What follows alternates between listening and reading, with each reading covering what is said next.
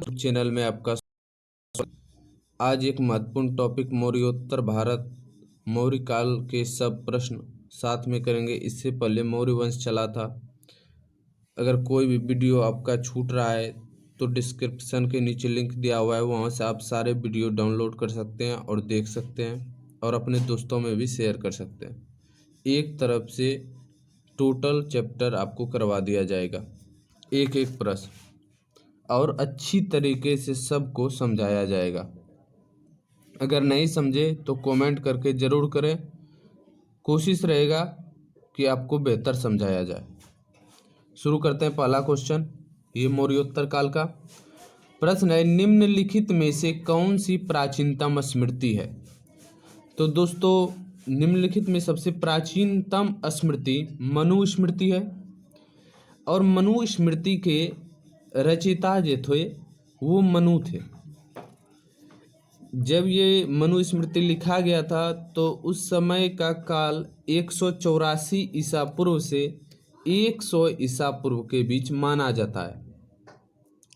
184 BC से 100 BC तक माना जाता है। नेक्स्ट क्वेश्चन पे आते हैं। क्वेश्चन है, मगध में शाही मौर्यों के ठीक बाद उत्तराधिकारी कौन थे? मगध में शाही मौर्यों के ठीक बाद दोस्तों उसका उत्तराधिकारी शुंग वंश का शासक पुष्यमित्र शुंग हो गया था। तो शुंग वंश हो गया। 185 ईसा पूर्व में अंतिम मौर्य शासक कौन था? बृहदत्त। बृहदत्त की हत्या जो थी करके पुष्यमित्र शुंग ने एक नवीन वंश की स्थापना की थी जिसका नाम शुंग वंश था। नेक्स्ट क्वेश्चन, लगभग 185 ईसा पूर्व में पुष्यमित्र शुंग द्वारा स्थापित किया गया भारतीय शासक दल वंश कौन सा है जिसने मौर्य वंश का स्थान ले लिया? तो मौर्य वंश के बाद शुंग वंश का शासन चला था और उसकी शुरुआत शुंग वंश की पुष्यमित्र शुंग ने की थी। नेक्स्ट क्वेश्चन है, शुंग वंश का अंतिम शासक कौन था? शुंग वंश का अंतिम शासक दोस्तों देवभूति है।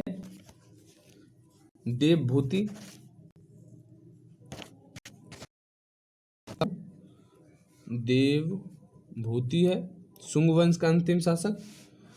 इसकी हत्या वासुदेव द्वारा 75 ईसा पूर्व में कर दी गई थी।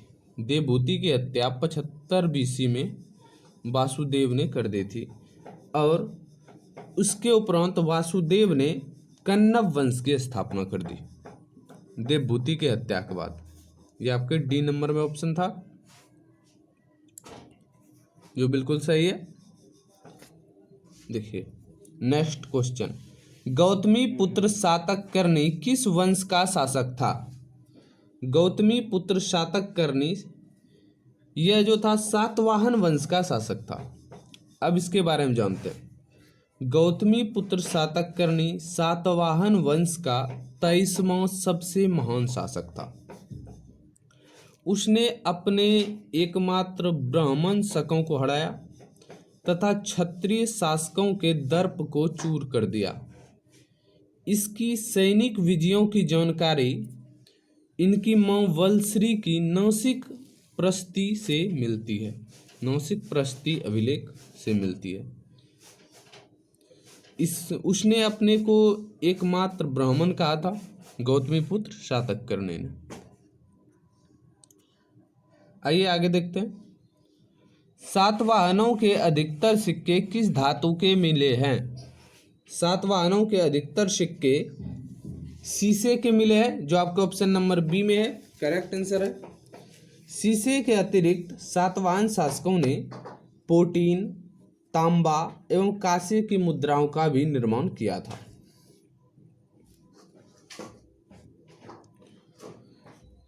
नेक्स्ट, शक संवत जो 78 ईस्वी से प्रारंभ होता है प्रकट करता है।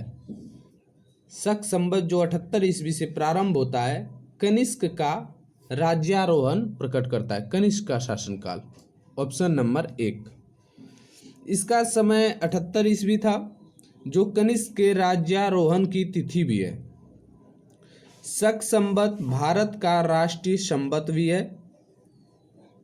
भारतीय संविधान ने शक संवत को 22 मार्च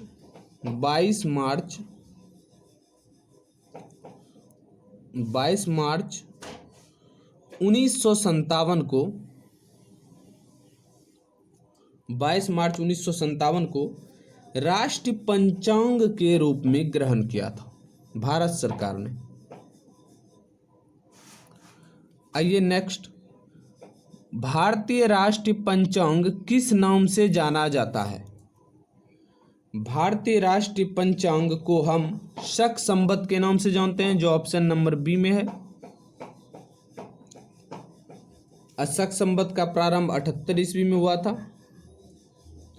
प्रारंभकर्ता कनिष्क।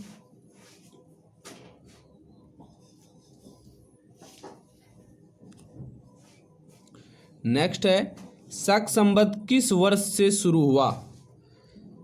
शक संवत का प्रारंभ किस वर्ष से शुरू हुआ? तो यह ईसा की जन्म के 78 वर्ष बाद शक संवत का प्रारंभ हो गया। कुषाण वंश का शासक कनिष्क प्रथम ने शकों पर विजय पाने के उपलक्ष्य में ईसा के जन्म के 78 वर्ष बाद शक अथवा शकाद संवत प्रचलित किया था। इसे शालिवाहन संवत भी कहा जाता है। शक संवत को शालिवाहन संवत भी कहा जाता है। शालिवाहन संवत।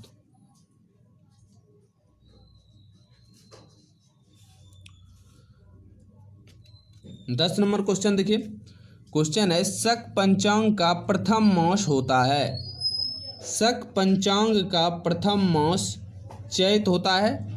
अब अन्य मासों के नाम बता रहा हूँ। इसके बाद क्रमशः बैसाख, जेठ, आषाढ़, श्रावण, भादौ, आश्विन, कार्तिक, माघ, शीर्ष, पौष, माघ व फागुन महीने आते हैं।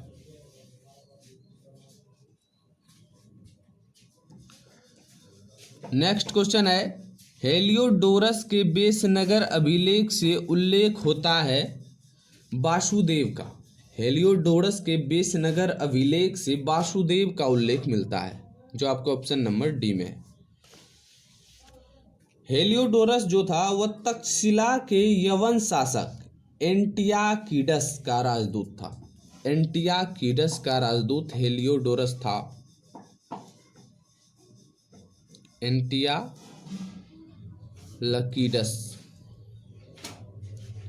इसका राजदूत था हेलियोडोरस, जिसने बेसनगर में वासुदेव के सम्मान में गरुण ध्वज की स्थापना की थी।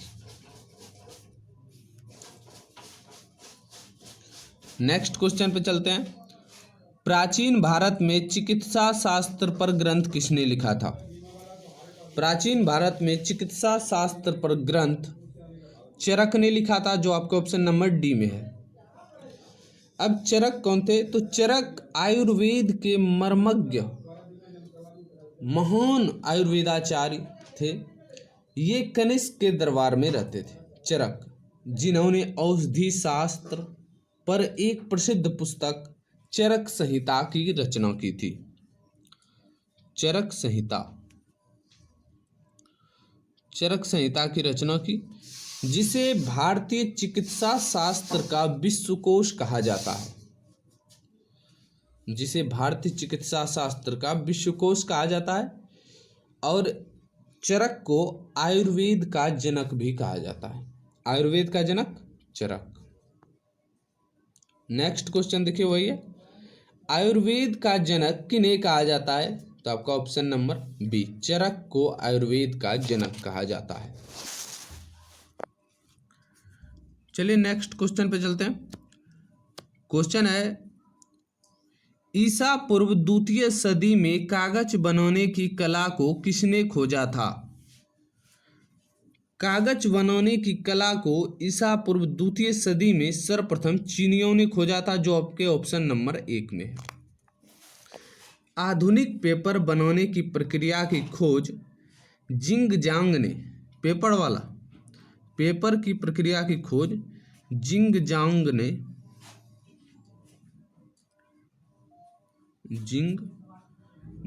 ने 50 से 121 ईसा पूर्व में की थी।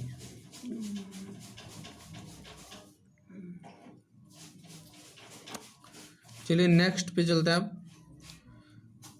कौन सी दो सभ्यताओं ने गंधार कला शैली की रचनाओं में सहायता प्रदान की है? गंधार कला की रचनाओं में सहायता प्रदान भारतीय एवं यूनानी कला ने की थी, जो आपके ऑप्शन नंबर डी में बिल्कुल सही आंसर है।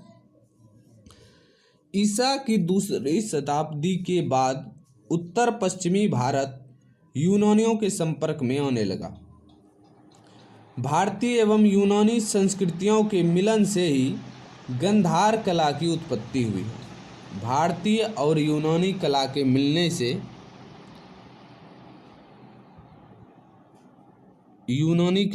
से गंधार निकलता है, गंधार कला।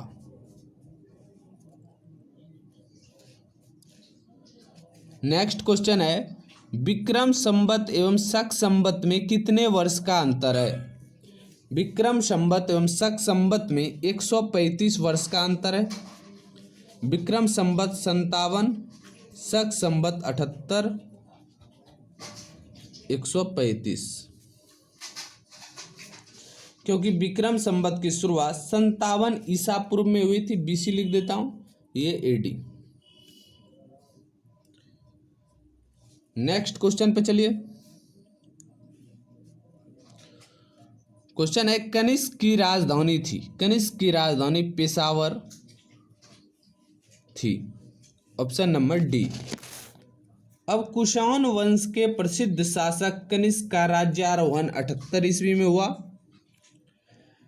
और इसकी राजधानी पेशावर, जिसे पुरुषपुर के नाम से पुरुषपुर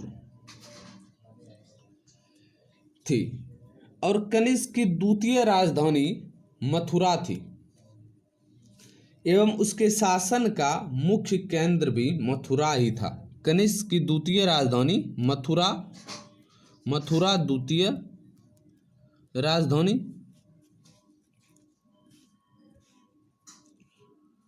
नेक्स्ट क्वेश्चन है, भारतीयों के लिए महान सिल्क मार्ग किसने प्रारंभ कराए थे? तो भारतीयों के लिए महान सिल्क मार्ग किसने आरंभ कराया है? कनिष्क ने, आपके ऑप्शन नंबर 1। देखिए, कुषाणों ने चीन से ईरान तथा पश्चिमी एशिया तक जाने वाले रेशम के मार्ग को अपने नियंत्रण में रख लिया, क्योंकि यह उनके साम्राज्य से होकर गुजरता था। अब यह मार्ग उसकी आय का सबसे बड़ा स्रोत था, क्योंकि इससे जाने वाले व्यापारी बहुत अधिक कर देते थे।